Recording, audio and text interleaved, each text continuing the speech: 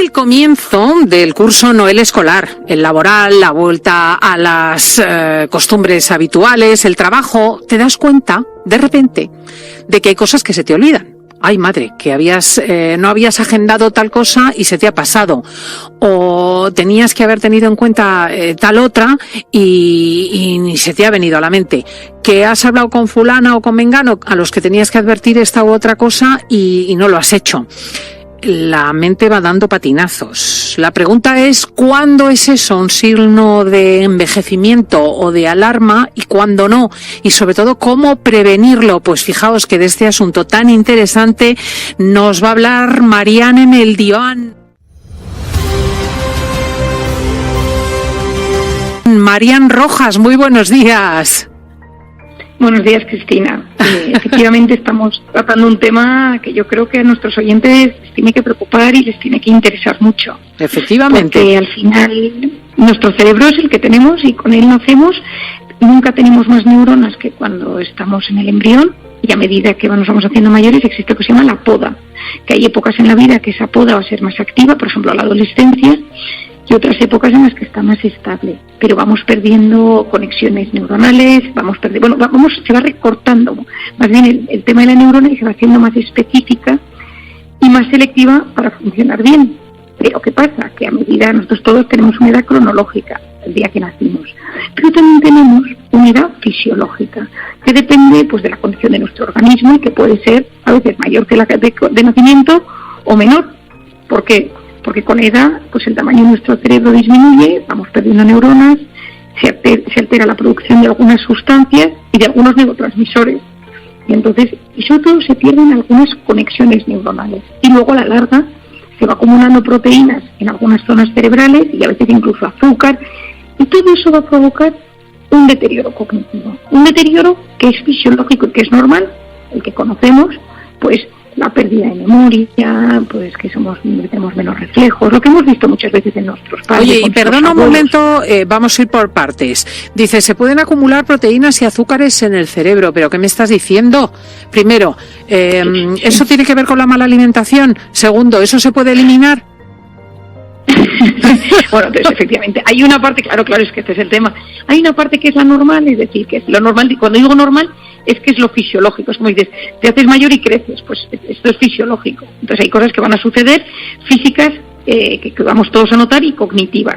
Pues esto que te decía, pues perdemos memoria, pues perdemos reflejos, pues perdemos cambios en la capacidad de equilibrarnos físicamente, o despistes, estamos más lentos, asociamos peor, recordamos peor, parte normal.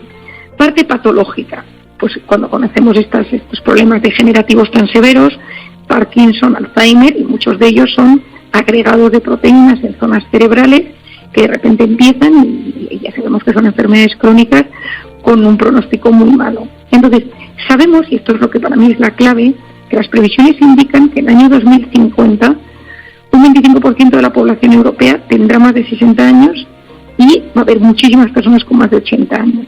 Y entonces, lo que sabemos es que, a ver, un porcentaje altísimo de gente, las cifras varían según los expertos, que van a tener problemas vamos a llamarlo de deterioro cognitivo, tipo demencia, depresiones, problemas de memoria severos. Estoy hablando de lo grave, no de lo normal, que todos sabemos que puede suceder. ¿Y esto a qué se debe? Por la que vivimos muchos años, pero a que no nos cuidamos bien. Al pleno siglo XXI, teniendo todos los conocimientos científicos que tenemos, pues no nos cuidamos. La prevención, la famosa prevención, es clave. Es decir, nosotros podemos desde ya, tengas 18, 25, 35, 42, 50, incluso 60, cuidar o frenar ese envejecimiento patológico negativo que queremos. Es verdad que nos cuidamos mucho que a veces la piel y nos cuidamos otras cosas y nos olvidamos que el cerebro, ojo, que es que la regeneración neuronal, es decir, poder crear nuevas neuronas, que está en estudio. He visto que en algunas ratas pues se pueden crear algunas conexiones neuronales, pero en el cerebro pues a veces es difícil, ¿no? Y entonces hay que buscar cómo prevenir ese envejecimiento. Bueno, ahora te preguntaremos cómo prevenir el envejecimiento. Antes me tienes que decir qué señales de alarma indican que no es lo normal por tu edad, o sea, que realmente hay un factor ulterior emergente. Bueno, a ver, yo creo que aquí hay dos cosas que tenemos que saber, y es que hay, por ejemplo, cuadros depresivos que comienzan o que tienen unos síntomas muy similares a inicios de demencias. Pues puede ser un Alzheimer, puede ser un Parkinson, es decir, hay cuadros neurológicos de estos graves que empiezan parecidos a la depresión. Entonces, a veces, pero no quiero asustar un poco a los oyentes, la ventaja es que los médicos esto lo conocemos bien. Luego también se ha visto que los estados de estrés mantenido pues provocan muchos despistes, fallos de memoria, y mucha gente que viene con 40 años a mi consulta y me dice: María, yo no sé si estoy empezando con algo grave, ¿no? Y dice: bueno, lo que pasa es que llevas 2 años pues con un estilo de vida, pues por las circunstancias, la pandemia, que esto te ha llevado a que tu cerebro pues le está costando más la memoria y las cosas que nos gustan. Nos sentimos muy bien cuando nuestra cabeza funciona bien. La autoestima que nos da acordarnos de las cosas es brutal. Y entonces, si tú de repente tienes 40 años y ves que no te empiezas a acordar de las cosas, hay una especie de vértigo, tu médula espinal te da un pequeño grito y dices: ay, Dios mío, ¿qué me está pasando? Entonces, bueno, yo lo que muchas veces digo, pregúntale a un médico, ¿no? Si de repente estás un poco preocupado porque notas muchos despistes, fallos de memoria, te quedas sin babia, notas que la cabeza te responde mal, consulta. Y esto en una sesión con un médico, neurólogo, psiquiatra, geriatra, internista, muchas veces nos tranquilizan, nos dan pautas, nos mandan a un especialista y esto se va viendo. Pero tampoco es una cosa de alarmarse, pero hay que cuidarlo. Sobre todo hay que prevenirlo. Cuando llegó, pero sobre todo es que podemos prevenirlo, Cristina, y esto es... Pues vamos a la parte esta, que yo creo es la que más interesa a nuestros oyentes. ¿Cómo prevenir este deterioro, este envejecimiento mental cerebral? Primero, yo te diría que es el sueño. Hay que dormir cada uno las suyas, unas 7-8 horas al día, y es que el buen mantenimiento del ciclo de vigilia-sueño es esencial para muchas funciones cerebrales. Pues porque eliminamos toxinas, porque pasamos al sistema nervioso parasimpático y nuestro cerebro potencia su sistema inmune. Es decir, nuestro cerebro funciona mejor cuando dormimos mejor. Personas que duermen mal, crónicamente mal, o personas que llevan toda su vida tomando pastillas para dormir porque no consiguen dormir bien, tienen más riesgo. Segundo es la dieta. La dieta es fundamental para envejecer de forma saludable. Y esto es lo que sabemos, la dieta mediterránea, que es muy buena, pues el pescado, todo lo que es legumbres, frutas, cereales, cuidado con los ultraprocesados, cuidado con el azúcar. Es decir, hay que cuidarse, no obsesionarse, pero sí cuidarse. Porque al final, parte del deterioro, pues a veces pueden ser microinfartos, y esos microinfartos vienen por colesterol en la sangre, y eso viene pues por esas dietas malas, por ese azúcar en exceso. Entonces, cuidar la dieta. Y si no sabemos, preguntar, leer. Ahora hay muchísimos especialistas, personas que se dedican a esto, que hacen divulgación, libros muy buenos al respecto, que se dedican y que te ayudan, que te dan pautas concretas y son muy útiles. Luego el tema del ejercicio. Cristina, esto para mí es de lo más importante. Cuando nos movemos, activamos una sustancia en nuestro cerebro que se denomina BDNF, tiene un nombre un poco así, factor neurotrófico derivado del cerebro, pero esto se va a poner muy de moda, porque se están buscando fármacos que lo estimulen. Porque se ha visto que cuando activamos esta sustancia en el organismo, mejoramos las conexiones neuronales, bajamos la inflamación y nuestro cerebro funciona mucho mejor, y bajan los síntomas depresivos. Entonces, esta sustancia se activa en el cerebro cuando te mueves. Bastan 10-15 minutos al día de ejercicio, un poquito, caminar rápido, ya no te digo nada si eres capaz de hacer deporte, pero que sepas, o sea, y esto todos los oyentes que quieran llegar bien a la edad adulta, ejercicio, moverse. O sea, la vida sedentaria es terrible. Y en las personas mayores, sacarles a dar un paseo todos los días. O sea, hay movimiento, el cerebro lo percibe como un abono, como algo muy positivo. Y luego hay otra cosa que es súper importante, que es el tema de la actividad intelectual. Persona que se jubila, que se viene abajo, que deja de pensar, que deja de tener retos, mal. Entonces, lectura, aficiones, apuntarte a un curso de inglés, de aprender un idioma, todo lo que sea una ambición intelectual es buena, porque el cerebro necesita que lo estimules. Mi padre tiene una frase que dice: la lectura es al cerebro lo que el ejercicio físico es al cuerpo. Es decir, si tú lees, si tú te formas, si sigues teniendo ganas de aprender, es mucho más difícil que tu cerebro te pegue una mala pasada y empiece con algo negativo.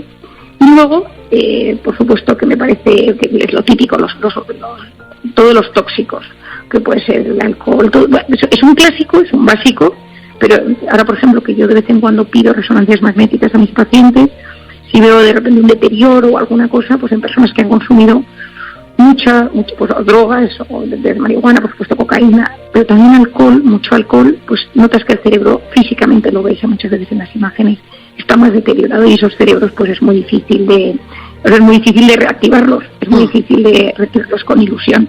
Entonces, bueno, son cosas que sabemos de siempre, pero que ahora está científicamente demostrado que si lo somos capaces de cuidar desde la edad que tengamos, es que nunca es tarde para empezar, nunca es tarde. Si somos capaces de estimularlo y decir, oye, me lo voy a tomar en serio, me voy a cuidar un poquito, pues por ejemplo, la grasa abdominal sabemos que es un factor de riesgo, y es un factor de riesgo para tener cualquier cosa cardiovascular, y lo cardiovascular lanza cositas al cerebro, pues lanzas moléculas de colesterol, y eso no te queda así igual. Entonces, claro, estos son temas que ayudan. Pues ahí está. Yo creo que una cosa, finalmente, la ilusión, que esto siempre lo digo y ahora no lo he dicho, es verdad, no sería yo, no perder la ilusión es una vacuna para el envejecimiento. Tener siempre ilusión por cosas, por cositas pequeñas, ayuda mucho. Mira, es el leitmotiv con el que me quedo. Tener ilusión es una vacuna contra el envejecimiento cerebral. Marían Rojas, muchísimas gracias. Gracias, Cristina, y que tengáis un muy feliz fin de semana. Adiós, amiga, adiós.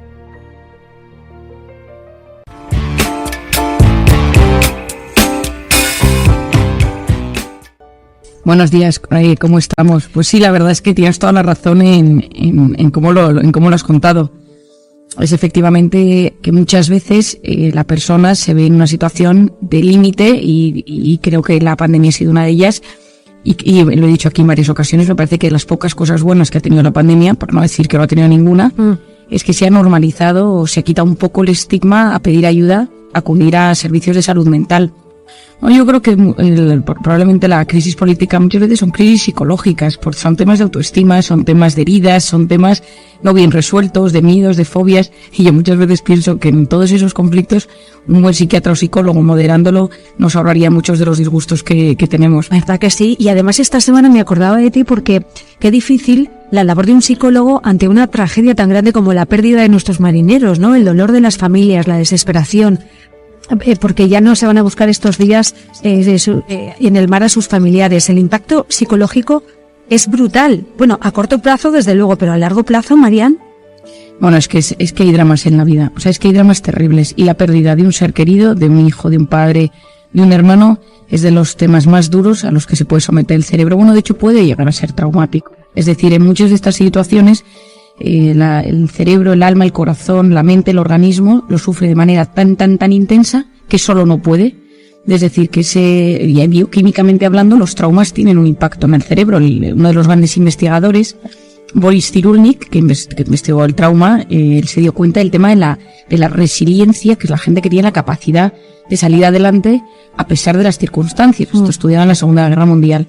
Pero el día a día tiene batallas, pero luego tiene guerras y traumas y heridas muy profundas como esta de los marineros, donde las familias de repente pues se sienten en una situación de desconcierto, donde hay fases, fase de dolor, fase de negación, fase de rabia, fase de incertidumbre, fase de tristeza, fase de hoyo profundo donde no quiero vivir, y a veces uno necesita pedir ayuda. O sea, yo creo que la clave en todo esto que nos está sucediendo, en las cosas más graves y en las cosas más pequeñas, es entender cuando yo tengo que pedir la ayuda a un profesional, y si tengo que ir a un psiquiatra, si tengo que ir a un psicólogo, porque no siempre, o sea, la decisión no siempre es fácil.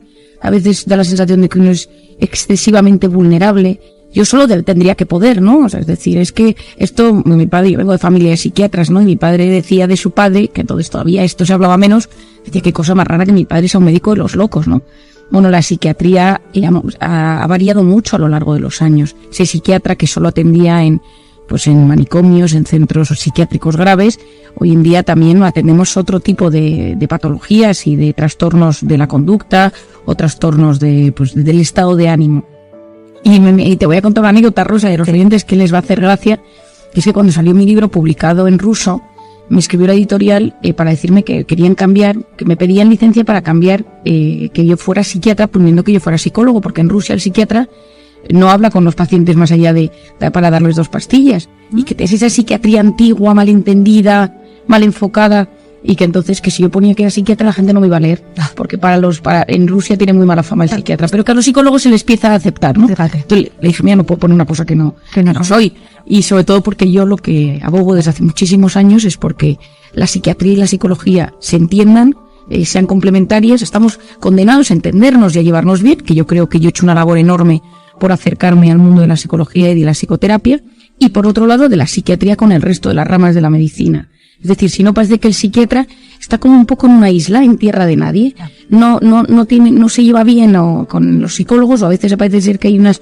tensiones absurdas, y por otro lado los médicos, el internista, el traumatólogo, el urólogo, le cuesta considerarnos médicos como a ellos, ¿no? Entonces yo creo que es muy importante entender que la psiquiatría, y como yo la entiendo y como creo que nos tenemos que ir dirigiendo, es una rama de la medicina que entiende los procesos neurobiológicos que subyacen a los momentos de estrés, a los momentos de dolor, a los momentos de incertidumbre, a los momentos, pues por ejemplo, cuando hay una enfermedad física y el organismo se inflama, muchas de esas moléculas inflamatorias llegan al cerebro y te sientes triste. Bueno, pues y solo ese concepto me parece que es clave difundirlo y divulgarlo a las personas. ¿Y en qué señales, Marian, tenemos que fijarnos para decidir ir a un especialista? ¿Dónde está el límite? Porque no es necesario sufrir un evento dramático para ir a terapia.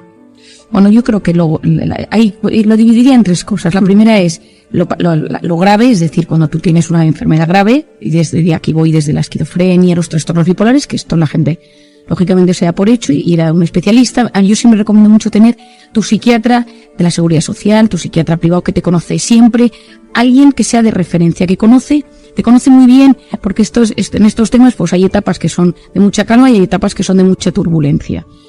Luego, por ejemplo, cuadros como autismo, cuando hay algún niño con problemas del desarrollo, etcétera, tener pues porque tienes algo un poco más grave que distorsiona tu día a día. Luego, por otro lado, porque de repente las circunstancias de la vida o tu forma de ser, que aquí me parece la clave, hacen que te rompas. Entres en una depresión, entres en un cuadro obsesivo compulsivo, entres en ataques de ansiedad y de repente tengas ataques de ansiedad constantes. Es decir, porque las circunstancias son terribles o porque tu forma de ser te ha llevado al límite, te rompes. Yo explico mucho en consulta a mis pacientes lo que denomino el esquema de personalidad. Le digo, una persona perfeccionista, ante el estrés, está en estado de alerta constante y siente sensación de frustración. Una persona tímida, si vive todo el rato bajo factores de estrés, se bloquea. Una persona muy sensible, una persona con esa personalidad altamente sensible de la que hemos hablado varias veces, ante el estrés se convierte en una persona profundamente vulnerable. Ahora estoy bien, ahora estoy mal, ahora estoy bien, ahora vuelvo a llorar. Entonces, es decir, yo considero que es muy importante ir a terapia cuando tú te das cuenta que te estás empezando a romper por dentro. Otro tema que me parece clave es el tema de la autoestima. Cuando tú te notas que no te quieres, que te tratas mal, que tu voz interior te machaca, que la actitud que tú tienes ante las diferentes cosas de la vida siempre es negativa, y que esto viene desde hace años, que no sabes desde cuándo, pero que siempre te has tratado mal. No lo voy a conseguir, no puedo, si no me van a contratar, nunca encontraré pareja, mis hijos no me quieren. Esto es un tema que me parece, porque se trabaja mucho en psicoterapia, la voz interior, para intentar reconducirla. Otro tema que me parece que es clave, y en esto para mí quizá es uno de mis pilares de la terapia, es la gente que viene con heridas del pasado. Es decir, una persona que trae las heridas del pasado sin sanar, en el futuro, estas heridas van a salir en forma de comportamientos disruptivos con gente del entorno, con la pareja, a la hora de tomar decisiones, y las heridas pueden ser desde abuso sexual, bullying en el colegio, que no te hayan querido, te hayan abandonado, que no te hayas sentido querido, que tuvieras una pareja que te dejó de forma traumática, relación difícil con los familiares, es decir, condiciones terribles en la infancia, ¿no? El otro día tenía yo una paciente, una historia terrible de haberse criado en un barrio donde pues su madre era prostituta, ella no tenía con qué comer, ella pedía en la calle, pues una historia dura, ¿no? Es decir, pues estas personas que han sufrido mucho y que el organismo y la mente pues ha ido sufriendo a lo largo de la vida, pues estas personas tienen miles de heridas que cerrar. Y la ventaja es que la psicología y la psiquiatría hoy en día tiene herramientas para cerrar esas heridas. Claro. Esto es maravilloso. Es decir, sabemos que hay terapia y sabemos que hay medicaciones que ayudan a que te puedas encontrar mejor. Por lo tanto, tenemos que disipar cualquier reparo o prejuicio que tengamos para ir al especialista, porque efectivamente todavía nos cuesta, ¿no? Quizás pensemos que es un signo de debilidad, pero todavía nos cuesta. Y aún así, fíjate, Marian, que hay quien se queja de las listas de espera que hay en ocasiones para recibir estos servicios, sobre todo después de la pandemia. Bueno, es que está siendo terrible. No, es que no creo que se queje 1 o 2, se están quejando muchas personas porque nos llegan constantemente cartas de reclamación diciéndonos que hay listas de espera, pero es que es lo gordo que te estoy diciendo, Rosa, es que hay listas de espera tanto en lo público como en lo privado. Claro. Es decir, hay muchísimos centros privados que ya no atienden pacientes nuevos por ahora, porque para poder hacer un buen seguimiento necesitas tener horas en el día o buenos equipos, y entonces puedes quizá ver un día un paciente, pero el problema está siendo los seguimientos a largo plazo. Y yo creo que hay que entender que hay una serie de clichés quizá en psiquiatría y en psicología que a mí me gustaría también desmontar, ¿no? Es decir, al psiquiatra va si es algo grave y al psicólogo si es algo leve. No tiene por qué, porque quizá el problema que tú tienes tiene que ver con que tienes fobia a un tema en puntual, te da miedo te da miedo volar, que es una cosa que no es grave, me parece que no es grave, pero que necesitas una ayuda quizá farmacológica y el psiquiatra te la puede aportar con un apoyo psicoterapéutico, y entonces una cosa que dices no es grave, pues vas al psiquiatra por ello. Otro es que todo lo que se medica es porque estás más grave que si no te medican. Esto tampoco es cierto. Es decir, la medicación hoy en día, esto es una cosa que yo aprendí en Londres y me vino muy bien en mi rotación allí, y es que hay medicaciones que a dosis casi infantiles desactivan momentos malos, y es una chispa que reactiva tu organismo, te hace sentir mejor, pero no tienes sensación de estar muy medicado, y te ayuda a interpretar las cosas de forma mejor, y con eso la terapia funciona muchísimo mejor. Te voy a dar un ejemplo. Yo le explico a mis pacientes a veces cuando me dicen, Marian, es que yo no me quiero medicar, yo solo quiero hacer terapia. Y le digo, es como si tú vinieras a verme con una contractura de espalda y necesitas jugar un partido de tenis. Y tú tienes una contractura en la espalda que te duele constantemente la musculatura. Y yo te digo, te voy a dar un poquito de relajante muscular para que cuando hagamos los ejercicios para ir de gimnasia o de rehabilitación, te duela menos y puedas hacer mejor tu partido. Bueno, pues el partido es la vida. Es como te relacionas. Claro. Y esa pequeña medicación es la que ayuda a que los engranajes de la mente no estén tan duros, no chirríen y te permitan aprender a tener mecanismos para enfrentarte mejor al día. Bueno, y lo que aprendemos contigo cada semana, ya hemos hecho un poquito de terapia en este sábado gracias a Marian Rojas. No sabes lo agradecidos que están los oyentes de escucharte aquí cada semana. Gracias por todos tus consejos. Querida Rosa, muchísimas gracias por estar otra vez conmigo y os deseo lo mejor a todos los oyentes. Un buen fin de semana. Gracias, Marian.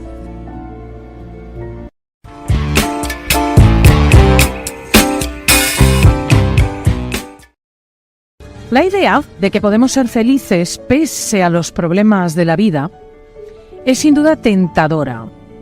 Escuchamos constantemente esa frase: la vida es lo que tú construyes, la vida es lo que tú expresas. La psicología positiva impregna muchos ámbitos de nuestro día a día, pero ¿realmente funciona?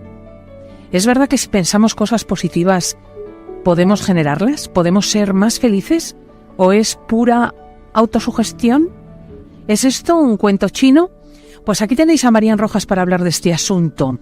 Si no consigues ser feliz en el trabajo, si a pesar de expresarte adecuadamente sobre ti mismo sigues pensando que eres un perdedor y que lo tuyo no tiene remedio, Marian Rojas, ¿qué es la psicología positiva?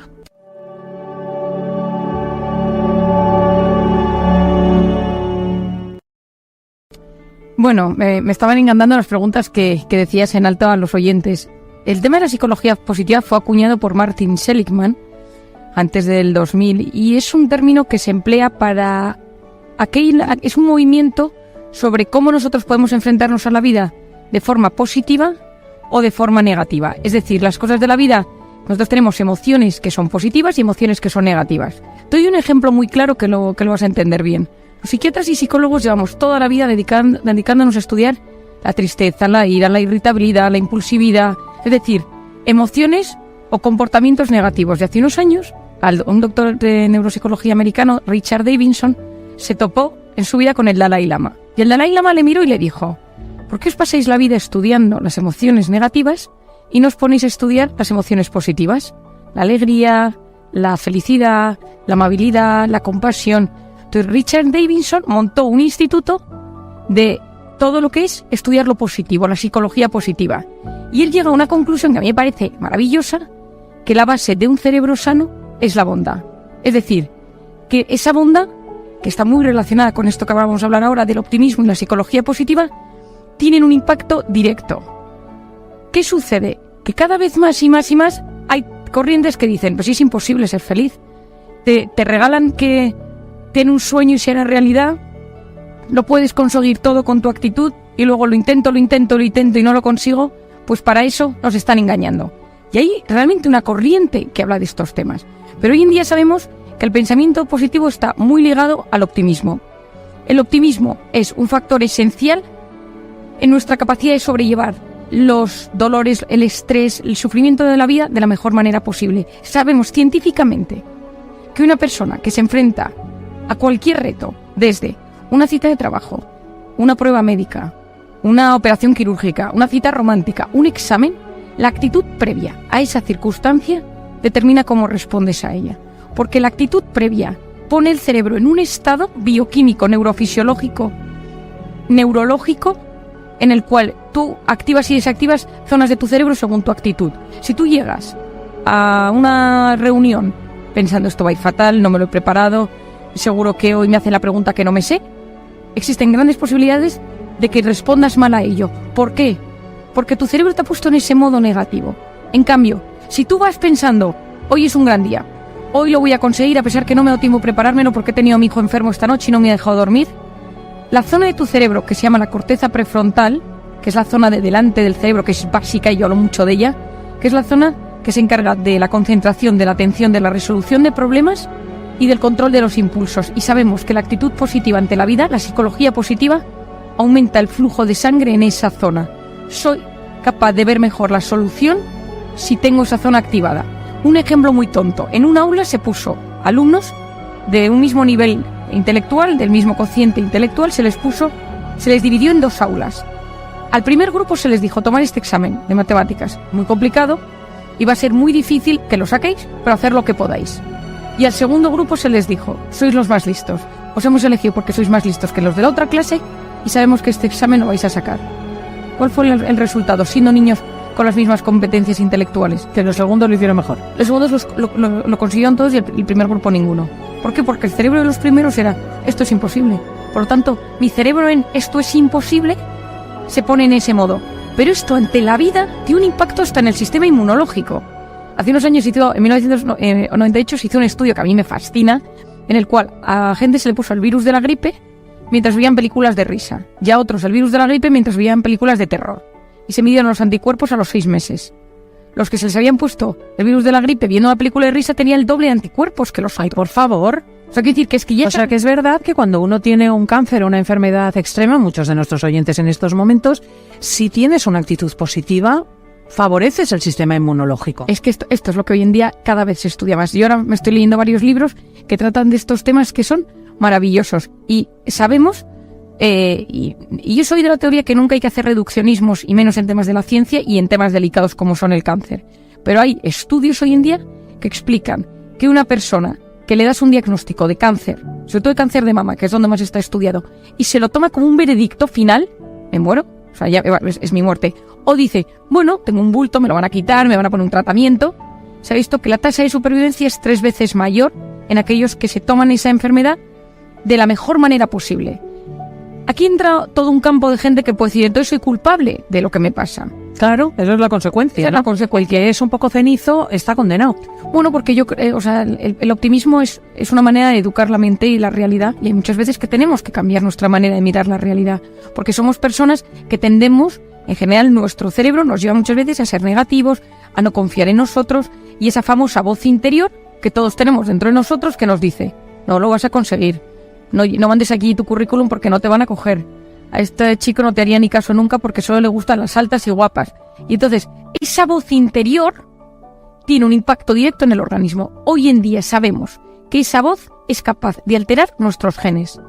Oye, Marian Rojas, lo que pasa es que a fuerza de decirnos que tenemos que utilizar un lenguaje positivo hacia nosotros mismos, que debemos expresarnos positivamente y abordar las cosas con entusiasmo, entra una especie de cansancio de la alegría. O sea, hay como un imperativo moderno de que para triunfar, que es el objetivo que todo el mundo quiere porque se ha impuesto socialmente, hay que ser feliz, que a veces resulta un poco cansino. Bueno, estoy completamente de acuerdo. De hecho, en el libro que tengo, no puse la palabra felicidad en el título.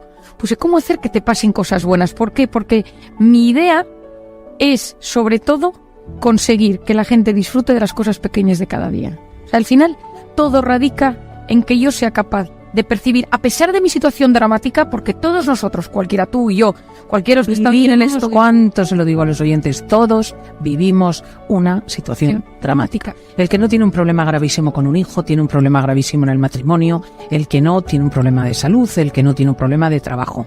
Y el que parece tener ningún problema es que lo oculta. Yo en esto, tener consulta te lo descubre, ¿no? Hace un par de semanas acudí a mi consulta una persona que yo conozco, porque admiro, porque es una persona a la que le he leído muchísimas veces en medios, y una persona que tiene un sentido del humor y es una persona estupenda. Bueno, y de repente apareció en mi consulta con una vida dramática y una historia de la lucha con un hijo con el que se le contar a los oyentes. Entonces, quiero decir, cuando uno observa a los demás, coteja superficies, no profundidades. Y lo que observa es algo que ve desde el exterior y qué es lo que piensa que funciona, pero no es así. Y sin embargo tú dices que con este drama que todos vivimos, porque la vida es un drama en el sentido de que es una lucha hacia el destino, hay una posibilidad de gestionar esto adecuada.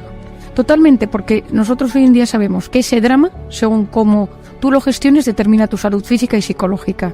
Es decir, yo lo primero que digo siempre es: ese drama existe, ese problema, esa lucha, ese dolor, ese sufrimiento, ese desafío, lo tienes y no lo puedes negar. Mucha gente piensa que la psicología positiva es un tema de negar la realidad, de negar que tengo un problema. No, se trata de que tengo un problema, lo acepto, pero no me vuelvo neurótico y amargado al respecto.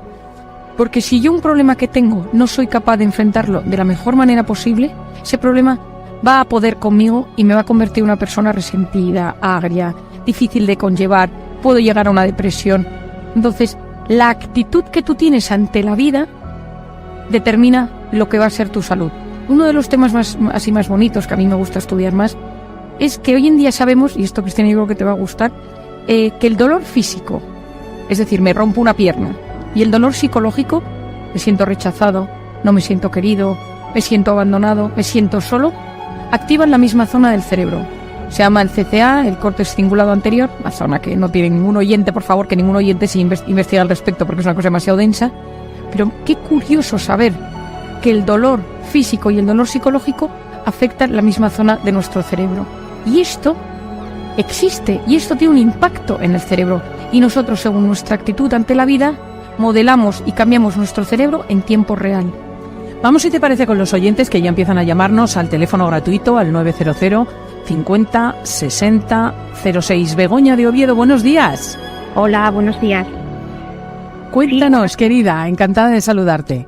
Buenos días. Pues bueno, la pregunta es un poco, no tanto por la actitud de cada uno, porque yo lo que quiero preguntar un poco es cómo vences el que tú, siendo una persona con una actitud positiva ante la vida, bueno, intentando buscar siempre lo mejor, aunque sea lo peor, dentro de las peores cosas, el tener una persona a tu lado que es todo lo contrario, que siempre ves toda la parte negativa, que te frena un poco y que aunque tú quieras verlo todo bien o intentar sacarlo mejor, siempre está ahí frenando un poco esa situación. Clarísimo, Begoña. Creo que es una pregunta interesantísima. Vamos a planteársela a Mariana. Un abrazo, querida. Gracias, adiós. La persona negativa que te frena en este deseo. Bueno, yo creo que todos nosotros tenemos alguien cerca, más o menos cerca, que es lo que desgraciadamente llamamos una persona tóxica. La persona tóxica no tiene que ser una mala persona, terrible, sino es una persona que, como digo yo, nos chupa la emoción. Son vampiros emocionales. Tú de repente... Qué angustia, por favor, sí, es así. Pero tú de repente, tú sabes, Cristina, que yo hablo mucho del cortisol, que es la hormona del estrés. Bueno, pues hoy en día sabemos que esa persona tóxica, esa persona que te altera, es capaz de subirte el cortisol en segundos. Tú la ves llegar y ya tiene esa cara, ya tiene ese aspecto, esa actitud, esa pose que ya tú ya notas que viene de malas o que todo lo tiene negativo. Y eso es súper contagioso, es terrible.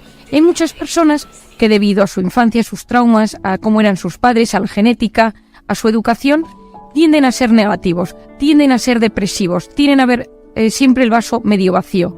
Y eso hay que educarlo. A mí me ha pasado muchas veces en conferencias que cuando la gente termina, vienen una pareja y dice el marido de la mujer o la mujer del marido: usted ha hablado justo de mi marido, ese es mi marido, ¿no? Eso le pasa y dice, bueno, es que yo no sé, yo creo que... Bueno, entonces yo muchas veces considero que estas personas se tienen que dejar ayudar. Alguien desde fuera no suele ayudar, que sea la mujer, el marido, el hijo, sino alguien un poquito más de fuera. Es como el síndrome de la bata blanca. A ti te puede decir tu marido, tu hijo, tal, tienes que cuidar el colesterol, y tú no haces ni caso. Ahora viene un médico, te lo explica, y le haces mucho más caso. Y el tema de la gente que es siempre tan negativa, yo a veces empiezo a trabajarlo con la salud física. ¿Qué te duele? Toda persona negativa le duele algo. Porque el organismo, esos pensamientos y esa actitud negativa va teniendo un impacto en su organismo. Pero para el caso de nuestra oyente, de cómo gestionarlo ella, lo primero es saber que ante eso se tiene que poner un impermeable, que yo le llamo un impermeable psicológico. Qué interesante, Begoña, fíjate esto. Cómprate un impermeable mental. Un impermeable mental, es decir, que cada vez que le veas no esperes que va a ser el momento que de repente se va a poner súper optimista, sino saber que tiene una forma de ser, intentar entender por qué es así, intentar entender qué le ha llevado a lo largo de la vida ser así. Es que su padre era igual, es que le afectan, es nervioso, le afecta todo muchísimo, últimamente está preocupado por algo, y luego comprender es aliviar. Cuando uno comprende por qué actúan las personas de nuestro entorno de una cierta manera, uno se siente aliviado. ¿Qué verdad es esto? Que comprender es aliviar. Cuando tú entiendes por qué una persona reacciona violentamente o agresivamente, o por qué se ha educado así desde pequeño y ha ido haciendo ese cuño, qué dolor tenía, qué temor tenía, tu mirada a la hora de corregirle o de ponerle frente a las cosas es compasiva. Total, es que entramos en la compasión, que yo creo que es superior a cualquier cosa. La empatía sabemos que es ponerse en el lugar del otro, y la compasión es que me pongo en tu lugar y encima intento entender lo que te pasa y te ayudo al respecto. O sea, le decimos a Begoña que se ponga un impermeable, que practique la compasión, intente entender cuál es el origen y que sugiera a esta persona que reciba un poco de ayuda. Efectivamente. O hablar con un amigo, un hermano o alguien cercano que le diga, oye, ¿no te das cuenta que últimamente estás siempre enfurruñado? Que es que hablar contigo siempre acabamos pues tristones o amargados. Y muchas veces con una mirada amable de un amigo, una persona... Es más fácil, es más fácil. Mejor en un lugar donde ya está la cosa berronchada. Total. Vamos a Bilbao porque nos llama Patricia. Buenos días. Hola, buenos días, Cristina. Bienvenida, adelante. Gracias. Mira, yo estoy escuchando el programa y estoy pensando eso. Soy una persona de fuera, ¿cómo te das cuenta? De fuera y de dentro, porque eres hispanoamericana, por lo tanto, prima hermana. Ajá. Bueno, ¿y qué te iba a decir? Llevo acá 21 años, ¿no? Trabajando, luchando. En ese transcurso he pasado por situaciones muy duras, una enfermedad delicada con un tratamiento muy delicado, sola. Entonces yo digo, a ver, ¿cómo hay veces no podemos pensar en negativo si veo que todo lo que estoy haciendo al cabo de tantos años he venido con una meta? Estoy acá viviendo solamente sosteniéndome. No, se puede pensar hay veces en negativo, así no nos hagamos daño a nosotras. O sea, ¿quieres decir que te sientes desalentada? Exactamente, yo digo, pero todo lo que hago, todo lo que trabajo, y tiro para adelante como se sea y tal, y a rato, ¡pum!, como que decaigo. Entonces lo que decía la psicóloga, ese negativismo que no debemos tener, pero si fíjate el transcurso de mi vida, todo lo que va a pasar. Entonces, ¿cómo hay que pensar en positivo ahí? Gracias, Patricia. Vamos a planteárselo a Marian. Un abrazo para ti y para Bilbao. Y para todos ustedes también. Gracias, Patricia, por tu pregunta. Mira, yo creo que aquí te explicaría empezando con una cosa. Todo ser humano tiene dos maneras de enfrentarse a la vida. Una es en lo que se denomina el modo supervivencia, que tiene un término neurológico que se llama sistema nervioso simpático, que es el sistema de alerta y de amenaza del organismo, y luego otro sistema que es el sistema de crecimiento, el sistema de paz, que es el sistema nervioso parasimpático, que es cuando uno se relaja y uno puede crecer. Cuando uno en la vida va teniendo constantemente problemas, uno está constantemente en el modo supervivencia y uno no disfruta de nada. Uno lo que hace es sobrevivir. Y no vive, no disfruta, no se ilusiona, sino que es una supervivencia. Tú llegas a este país, tienes problemas económicos, tienes una enfermedad, luchas y tienes la sensación de estar constantemente luchando. No ha habido ese momento de parada, quizás, de decir, bueno, ya, voy a disfrutar de que ya he conseguido alguna cosa. Y efectivamente, cuando yo hablo de este tema, siempre digo que hay que ponerse metas a largo plazo y objetivos a cortito plazo. Es decir, quizá mi meta pueda ser llegar a conseguir los papeles en España, curarme de una enfermedad, conseguir un buen trabajo, y luego pequeñas metas que sean, pues conseguir hablar todas las semanas con mi familia que está en el otro lado del charco, conseguir pues encontrar amigos en Bilbao de mi país y poder hacer una pequeña comunidad latina. Es decir, los objetivos y las pequeñas cosas y la psicología positiva no está solo destinada a los grandes proyectos, sino a las pequeñas victorias que uno va logrando. Yo te escucho y pienso, es una superviviente y te admiro por ello, Porque hay gente que no es capaz de superar todas esas cosas que tú has contado. Tú tienes una enfermedad y has luchado contra ella y has superado. Estás en España, llevas 21 años, probablemente hayas conseguido trabajos mejores y peores, momentos mejores y peores, pero el tema es que cada pequeña alegría que vas logrando, tu cerebro la note como una victoria, porque es una manera de que tus células y tus genes en ese momento digan, bien, qué alegría. Si tú a tu cerebro todo el día le mandas mensajes de estoy en guerra, todo va mal, estoy en modo supervivencia, estoy enferma, tu organismo se va enfermando. El caso más claro, y a mí me encanta traerlo a colación, es cuando se ha estudiado todo el tema de los campos de exterminio, campos de concentración, en Armenia, pues ahora todo el tema de los refugiados, la Segunda Guerra Mundial. El claro ejemplo es Viktor Frankl. Viktor Frankl es una referencia que tenéis que leer. Viktor Frankl cuenta su supervivencia en el campo de concentración. Entonces él dice, yo me dedico a observar, dice psiquiatra de origen judío, que está en un campo de concentración, y dice, yo me dedico a observar gente que va muriendo todos los días y me veo a mí, que soy profesor, psiquiatra, que no soy un tío que sea capaz de construir una obra ni de llevar piedras a menos 10 grados porque no tengo esa capacidad física, y voy viendo cómo la gente va muriendo a mi alrededor, cómo me entero que mi mujer ha fallecido, y entonces él descubre la logoterapia, la terapia del logos, es decir, una persona que le encuentra sentido a su vida es capaz de aguantar cualquier cómo, y lo habla desde unas condiciones terribles físicas o psicológicas. Esto es tan avanzado hoy en día que yo creo, a veces los americanos me hacen gracia porque lo investigan todo, y entonces hay una isla en Japón que se llama Okinawa, donde la gente muere mayorcísima. Es el lugar del mundo donde cada año dicen, una persona en Okinawa de 115 años, de 112 años. Y entonces, pues los americanos se han ido a Okinawa a ver qué demonios pasa, y lo que han hecho es mirar lo que comen, lo que respiran, sus hábitos de vida. Y la respuesta de la gente de Okinawa es muy clara. Ikigai, que es darle un sentido a mi vida, tener un propósito vital. Un poco lo que decía Viktor Frankl en El hombre en busca de sentido, en su libro, en el campo de concentración, llevado al mundo oriental, hay que encontrarle un sentido a la vida.